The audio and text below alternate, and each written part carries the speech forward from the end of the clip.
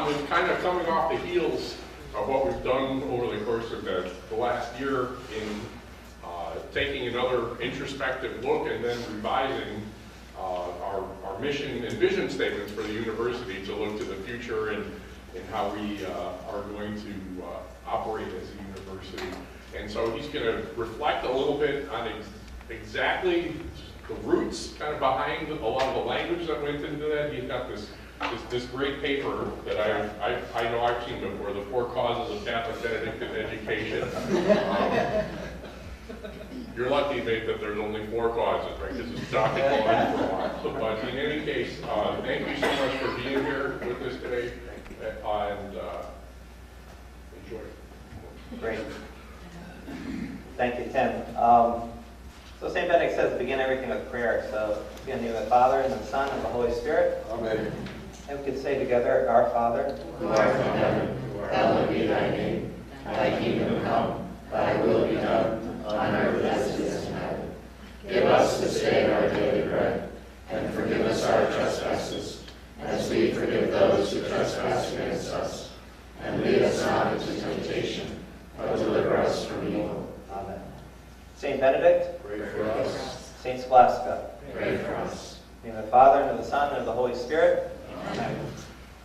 So thank you, Tim and Alicia and Rob, for organizing this, and thanks to everyone for being here to listen to these reflections.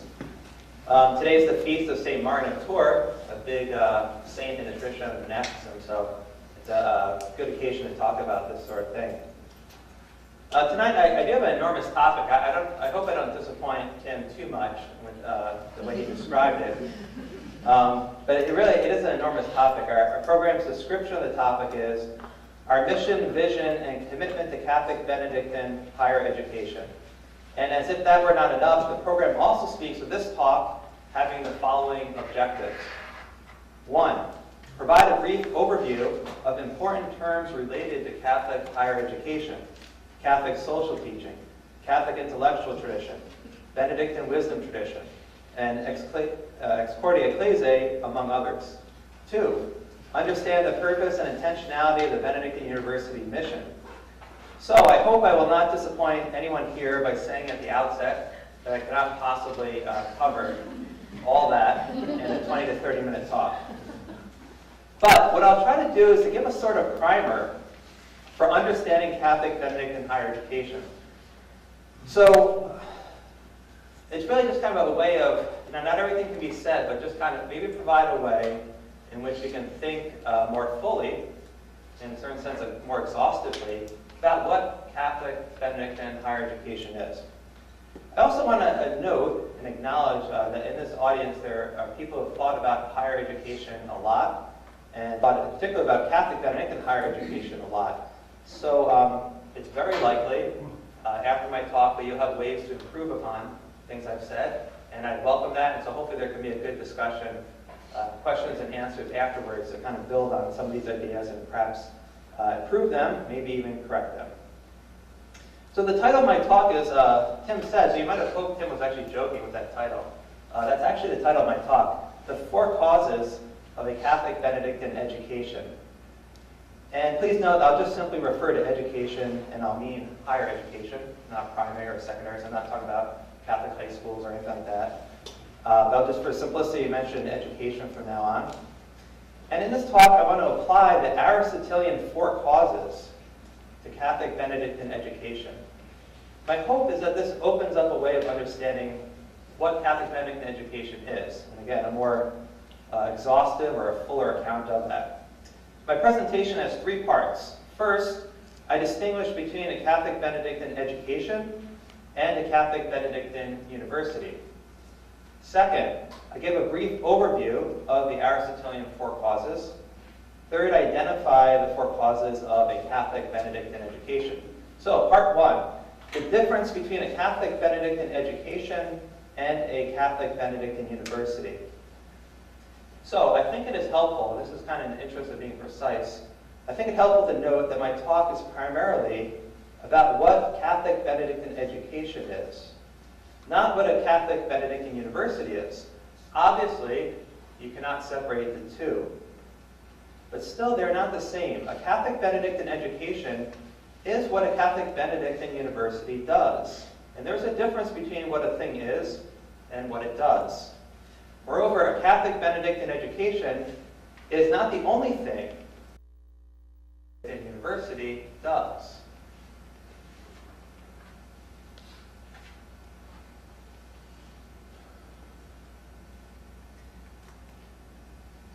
Oops, sorry.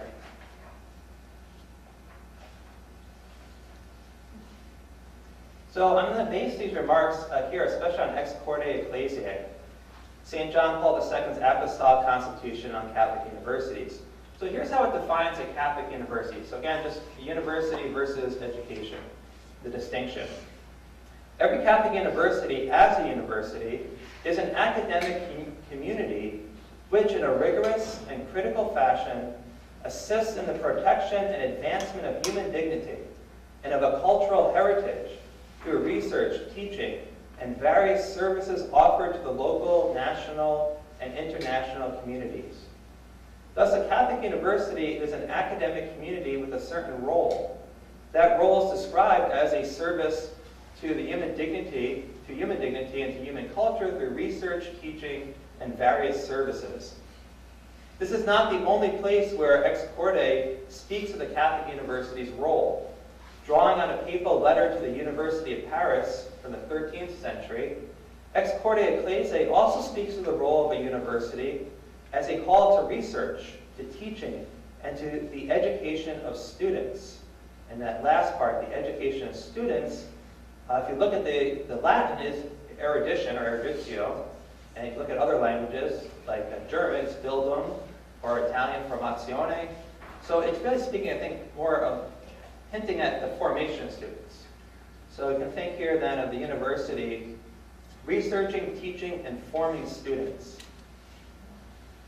Remember too that it was just said that another thing a university does is offer various services to the local, national, and international communities. So in sum, a Catholic university does research, it teaches, it forms students, and it provides various services. Notice that while teaching and formation exclusively concern education of students, research and providing services do not. It is not that research and providing services has nothing to do with educating students. They certainly do, and there's parts in Ex Corde that talk about that.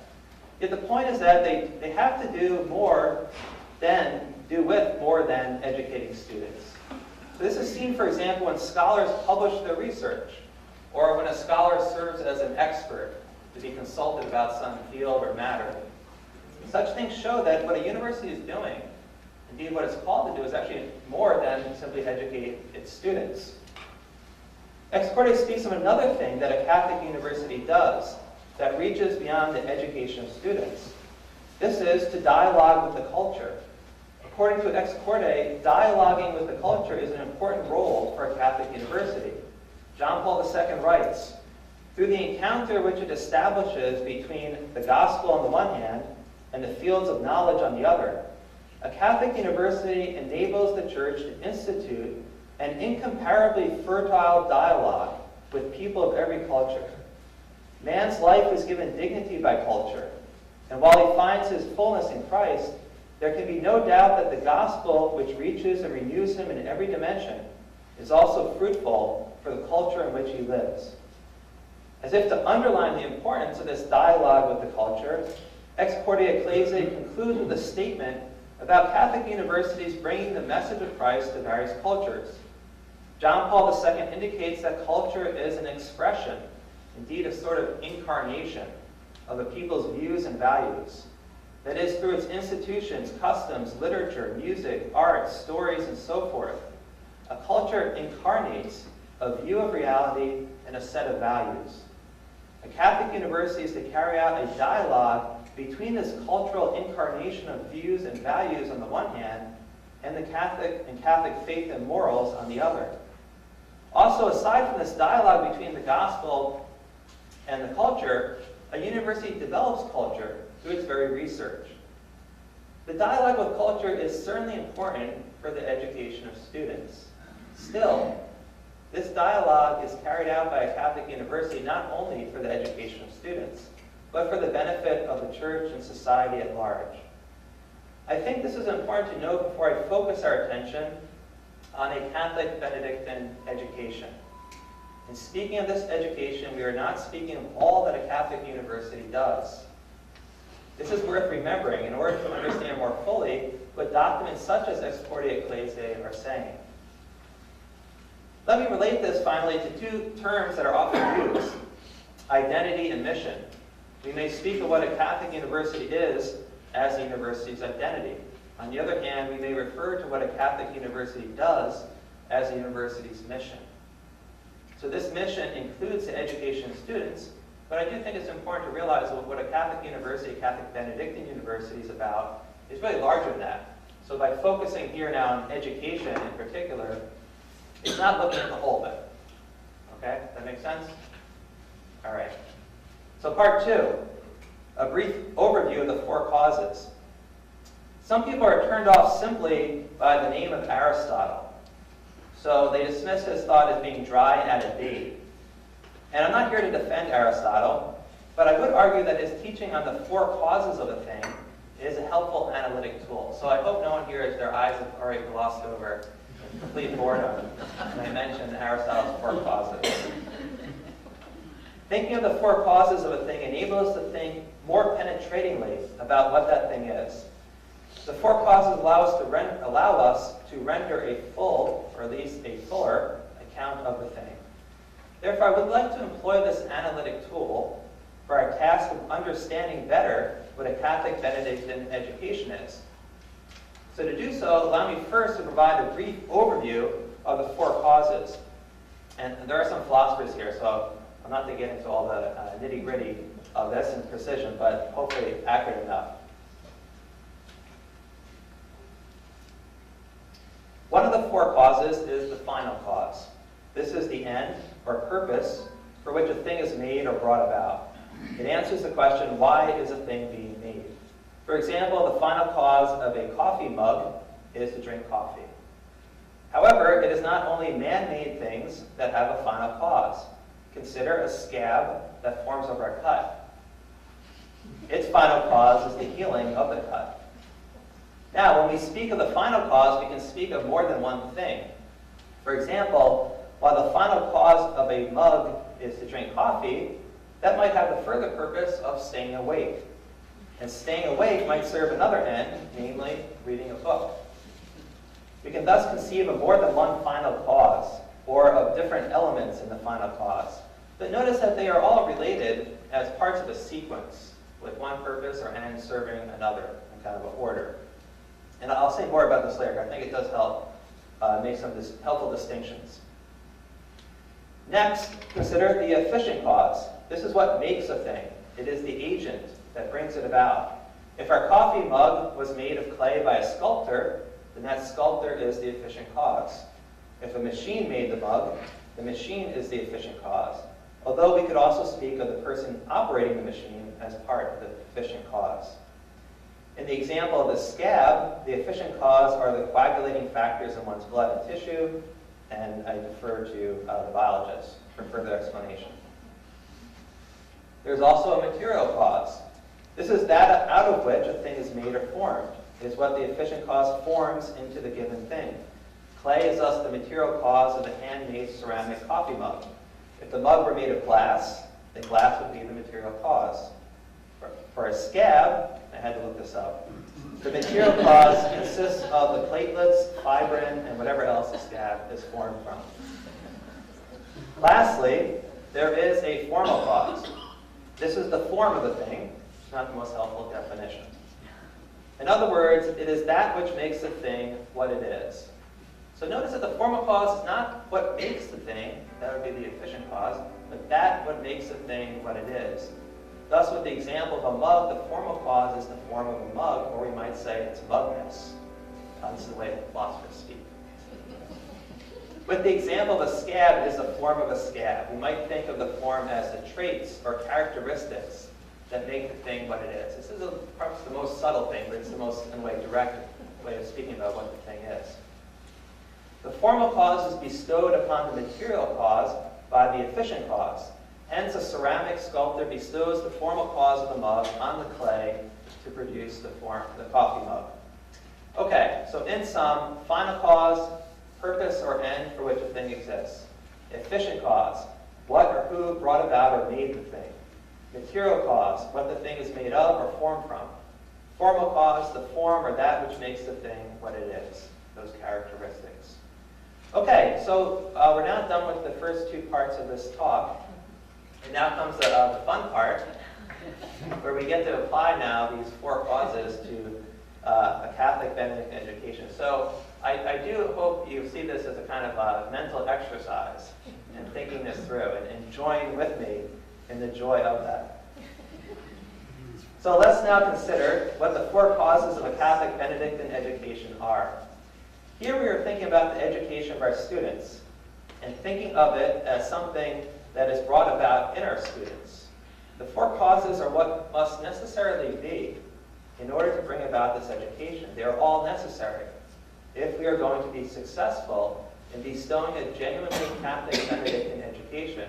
Without just one of them, a Catholic Benedictine education is not possible. So in a way, we're speaking about what's essential for this to happen. So let's start with the final cause of Catholic Benedictine education. First, consider the final cause. Again, the question it's answering is, what is the purpose or the end of this education?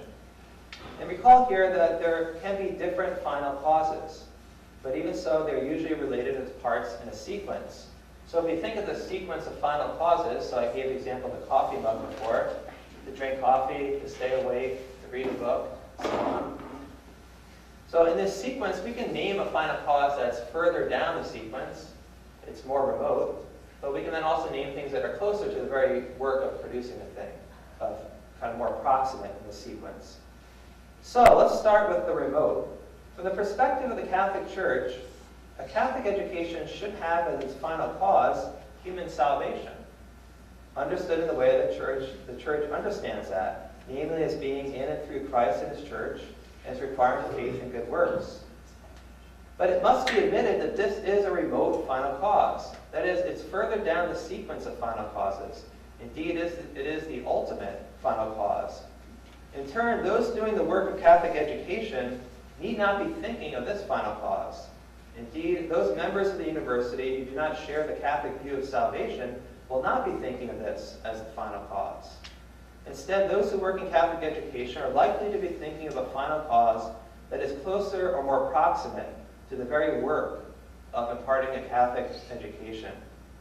So let me give a parallel example, and that's a bit abstract what I'm talking about. So think of Mother Teresa, now St. Teresa of Calcutta. She provided relief for the dying in the streets of Calcutta. And when she did this, the remote final cause of this work was to bring the dying persons closer to salvation in Christ. That's her ultimate aim. Indeed, she was proclaiming Christ to them through her very actions. But there was also a more proximate final cause, namely that the dying would receive concern and comfort. The remote final cause, then, is the salvation of souls. The proximate final cause is that the dying receive concern and comfort. So with a Catholic education, the remote final cause must always be salvation, even though there are also proximate final causes, as I will mention in a moment. It's important to mention this remote, indeed ultimate final cause. And the reason for that is this. Even though not all members of the university community have the remote final cause in mind, still the university's work of bestowing a Catholic education cannot ever conflict with that final cause. That is, no university activities, programs, or policies should be put in place that are opposed to the attainment of this remote final cause. And this relates to what Ex Corde Ecclesiae speaks of as the institutional commitment and fidelity of a Catholic university to the Church's evangelizing mission. I realize that I'm speaking again in abstract terms here, and so the point might not be clear, but it is, I think, an important thing to understand, and I'll be happy to answer more questions later after this talk if you have them. So the remote final cause is human salvation, but what are the more immediate or proximate final causes of a Catholic Benedictine education? What are the more immediate ends to the work of imparting this education to students? Allow me to suggest the following things as constituting these more proximate final causes. 1, for students to have the joy of truth and to satisfy that thirst for truth which is profoundly inscribed in the heart of the human person. And there I'm quoting largely from Ex Corde Ecclesiae. And here we can compare Benedictine University's commitment statement, so the recent identity documents, a commitment statement which speaks of students being prepared for a lifelong pursuit of knowledge and wisdom. That would be a final clause of a Catholic Benedictine education. For students, a second one, for students to live meaningful lives, marked by love of God, by love of neighbor, and by virtue. Here we can compare Ex Corde's frequent mention of finding the meaning of life as a fruit of Catholic education. Third, for students to be responsible citizens and also responsible leaders in society, in keeping with the principles of Catholic social teaching. Here we can compare our university's vision statement that students have, quote, lives of meaning and purpose as engaged citizens who care for the earth, welcome people of diverse faiths and cultures, and promote the common good, close quote. Fourth, for students to be more firmly established in, or brought to, or at least closer to, the path of ongoing growth in holiness and knowledge. And here I would compare what the Rule of St. Benedict says towards the end of the prologue. But as progress is made in conversion and faith, the way of God's commands is run with a heart expanded by a delight of love that cannot be told. So this list, I've mentioned simply 4 things and tried to support them with quotes. It can obviously be continued. Read through Ex Corde Ecclesiae and our university identity documents with an eye to thinking about that. What are these proximate final causes? In other words, what is this education aiming at? So I think that's a good exercise. So I hope you enjoyed that first part of our exercise and thinking through. All right, we'll continue.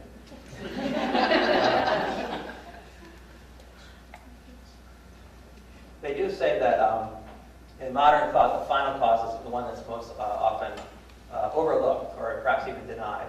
So, but it really is important, and especially, we talk about things like learning outcomes and goals. So we recognize that in a particular setting of a classroom, but we need to also recognize it in the overall work of the school to impart education. And again, I do think it is necessary to think in the sequence of final causes, even though not everyone's going to subscribe and say the ones further down, especially don't share a Catholic view of that. But still, there are these things that have to be kind of lined up. All right, now I'll move on to the efficient cause of Catholic Benedict education. So here, ask yourself, what is it? What or who brings about this education? This education that is in our students? The answer, I would say, is the Catholic Benedictine University, which is a community of various members. And these members all play parts, different parts, but they all play parts in bringing about a Catholic Benedictine education. So the most obvious members who do this are the faculty. As instructors, they are especially the agents who bring about a Catholic Benedictine education. So that's the easiest, so I won't say that much about it. But notice also that the faculty are not the only ones to instruct students. There are also the authors whom the students read and study. They too are agents in bestowing a Catholic Benedictine education. In general, we can say that not only do faculty teach, but the intellectual tradition teaches. For a Catholic Benedictine university, that intellectual tradition is Catholic and also formed by the Benedictine charism, which Sister Judith talked about last time. Also in the Catholic intellectual tradition, there is a social teaching of the Church, which is mentioned in Ex Corde as well. For students to receive an authentic Catholic Benedictine education, they must be exposed to the important voices of this intellectual tradition, the voices of Jesus, of St. Paul, of the Rule of St. Benedict, and so on. The list goes on and on. Right, so this is also part of this. When we speak about this intellectual tradition, this is also part of what's bringing about the education. So we need to expose our students to these important voices within that tradition. Another group of members in the university community that bring about a Catholic Benedictine education are the students themselves. I think we should count them among the efficient cause. Yes, they receive the education, but they are not passive recipients, but active ones. They must be interested in learning, seek the truth, study hard, and cooperate with their teachers in order for a Catholic Benedictine education to be brought about. Ex Corde says that students are to, quote, freely associate with their teachers in a common love of knowledge, close quote. So in speaking of the university community as the efficient cause of a Catholic Benedictine education, I think we must include the students in that community. And anyone who's taught knows, and I learned this really quick when I was teaching in high school, it's not simply presenting information to your students, it's actually getting them interested in the information, right? And so it kind of is speaking to a brick wall otherwise. So there's a kind of almost a coaching element that goes in teaching. We have to kind of stir up the interest and so forth. But they ultimately have to be part of that. And so they are part of the agency, as it were, that brings about this education. Also included here are administrators and non-academic staff. They have important roles in the university's work of bringing about a Catholic Benedictine education. Ex Corde Ecclesiae writes, quote, directors and administrators in a Catholic university promote the constant growth of the university and its community through a leadership of service. The dedication and witness of the non-academic staff are vital for the identity and life of the university. So these are often behind-the-scenes kind of work, but what they're doing is part of this overall project. And so they are also part of the efficient cause. They're part of the university community, which is that efficient cause. Furthermore, the various members of the university community can work together to impart a Catholic Benedictine education only if they are informed and guided by a Catholic Benedictine culture. Thus, they must be inspired by Catholic ideals, attitudes, and principles, as Ex Corde says. They must also be inspired by the Benedictine hallmarks. Also important for there being a Catholic Benedictine culture to inform and guide the university community is the sponsoring monastery. It carries in its very life the Benedictine monastic culture and works to share that with the school. I would therefore say that the university community is the efficient cause of the Catholic Benedictine education, where the community includes not only faculty, but also students, staff, administrators, and the monastic community. Also, this community needs to bear within itself the Catholic intellectual tradition, Catholic social teaching, and the Benedictine wisdom tradition as a living intellectual tradition, whose ideas are still being engaged. Finally, notice that in speaking of a Catholic Benedictine university community as the efficient cause, we are speaking again of the identity of a Catholic Benedictine university. Now the formal cause. What is that for a Catholic Benedictine education? That is, what traits describe the education of a student from a Catholic Benedictine university? Here are some descriptors or descriptions of what a Catholic education looks like from Ex Corde Ecclesiae. The document says, a Catholic education is an education that combines excellence in humanistic and cultural development with specialized professional training. It also says students are to be educated in the various disciplines so as to become truly competent in the specific sectors in which they will devote themselves to the service of society and of the church, but at the same time prepared to give witness to their faith to the world. It also says the education of students is to combine academic and professional development with formation in moral and religious principles and the social teachings of the church. The program of studies for each of the various professions is to include an appropriate ethical formation in that profession. Courses in Catholic doctrine are to be made available to all students. So in sum, there is an intellectual formation that's going on here, but also a character formation. A character formation in keeping with Catholic morals and Catholic social teaching. As Ex Corde Ecclesiae says, in a Catholic education, quote, knowledge is joined to conscience, close quote. And as our university's commitment statement says, quote, Benedictine University cultivates virtues of intellect and character, encouraging people to study, listen, and engage the ideas of a variety of persons, cultures, and disciplines, while imparting the love of learning, and the desire for God, to guide a lifelong pursuit of knowledge and wisdom.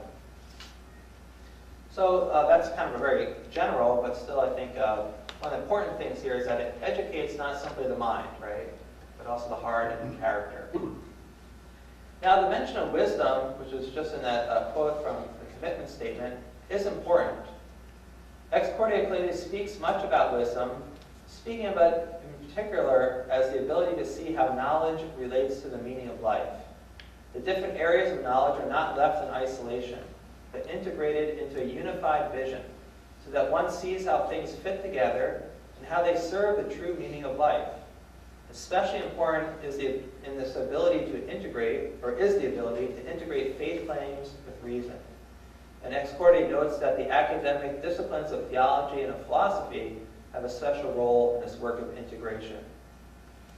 So we have these themes of integration, wisdom, and the meaning of life as important ones in Ex Corde, and it's impossible to say everything, comment on everything it's doing in that document about these things. But these are also important, should be noted, for a Benedictine education in particular. The Benedictine way is very much about integrating the different elements of life. We might speak of it as living in balance.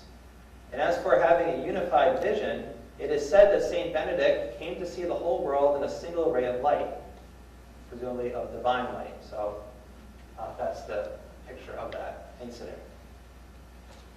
So the traits of a Catholic education include intellectual formation, character formation, and wisdom as the ability to integrate the different areas of knowledge and to relate them to the true meaning of life. Obviously, a lot more can be said about what this is. Also, I'll add that in what I was talking about, it might seem this is very closely related to the final cause, and it is. And in some cases, I've heard philosophers argue that Aristotle would say the final cause and the formal cause are actually the same thing. So if what you're actually doing and bringing about is an end in itself, that can especially be the case. So simply learning and knowledge is an end in itself. And so you can think of that also as a final cause. The two are closely related. All right, we're almost at the end.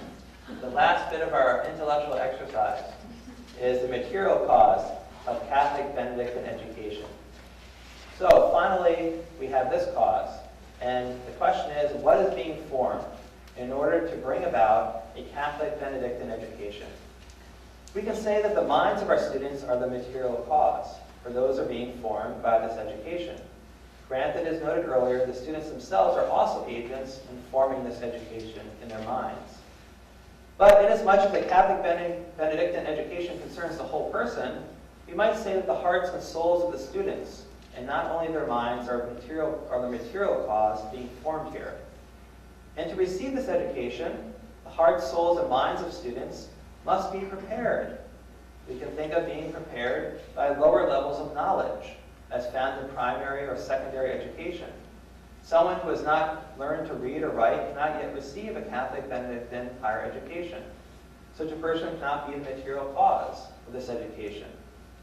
This points to the important work done by the admission office. They decide whether a person can truly receive a Catholic Benedictine education. And here it's easy to think of things like reading and writing, or to think of test scores and nationalized tests or things like that. But it is interesting to think of what else is really necessary in a student to really get the most, or really to get the essentials of a Catholic Benedictine education. Does a student need to have love and respect for his or her neighbors? Does a student need to want to learn and to grow? What qualities make a student the material cause, capable of receiving a Catholic Benedictine education? And I'm going to leave that largely unanswered. But there's not that much really thought about. I don't think it's an area to think about too much. Perhaps when teaching, you bemoan the fact that this person isn't capable of receiving what is being taught. But it is interesting to think about, especially if some of these things are not as tangible or measurable. So what kind of qualities or attitudes to be genuinely docile in the true sense of the word, ready to be taught and to learn and to engage the material? We spoke earlier, too, of the interest students must have. So I think it's an interesting thing to think about, but I will leave it there for your further consideration. Again, each of the four causes are necessary. for Catholic Benedictine education be brought about. So this includes material cause as well as the other ones. And so I think they're all necessary or are important to think about, and they help us to look at a Catholic education from different angles, to think about what might be missing or what can be added to in order to bring about the product, as it were, in a greater way. As noted at the beginning of this talk, I was asked to do a lot in this presentation, and by applying the 4 causes to a Catholic Benedict education, I hope that I have at least helped us to understand more fully or exhaustively what this kind of higher education is. So with that, thank you for your attention.